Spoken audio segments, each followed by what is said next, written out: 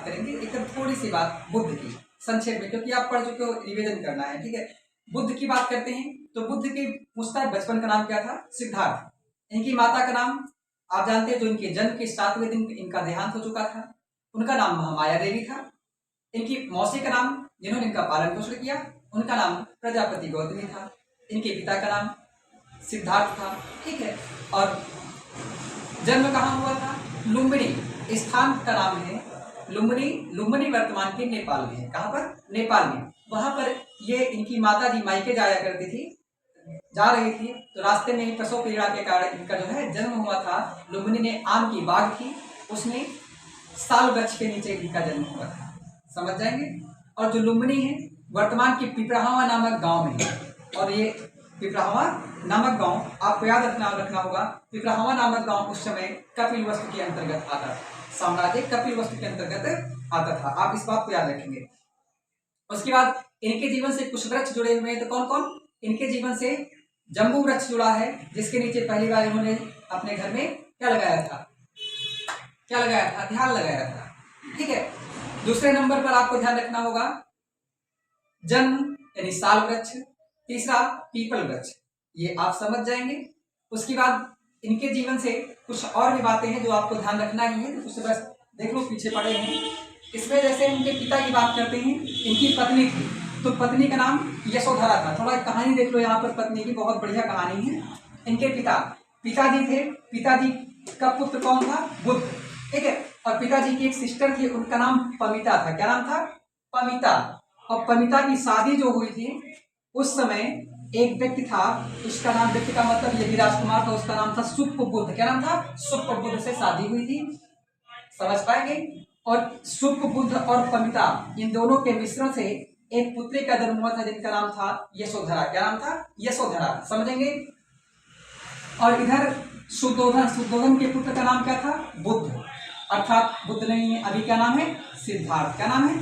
सिद्धार्थ, ठीक है। सिद्धार्थ के मैंने आपको सिखाया था, सिद्धार्थ के जीवन के 12 साल में सिद्धार्थ ने पहली बार ध्यान लगाया था जम्बू वृक्ष। 16 साल में मैंने सिखाया था इनका जीवन कैसा था। 16 साल इनकी शादी हुई थी किससे? यशोधरा से। यशोधरा कौन थी? आप प्रत्यक्ष रूप से समझ सकते हो कि सिद्धार्थ के पिता की सिस्टर की पुत्री, अर्थात जो है सिद्धार्थ की बुआ। क्या? सिद्धार्थ की कौन हुई? बुआ। पमिता सिद्धार्थ की बुआ हुई, बुआ की पुत्री से शादी हुई थी, अर्थात ये कौन थी? इनकी बुआ की पुत्री। समझ जाओगे ना, इनको आपको ध्यान रखना होगा। यशोधरा 16 साल में शादी हुई थी। 28 साल में राहुल पैदा हुए, 28 या 29, ठीक। और 29 साल में ये घर से निकले। घर त्याग की घटना क्या कहलाती है? महाभिनिष्क्रमण।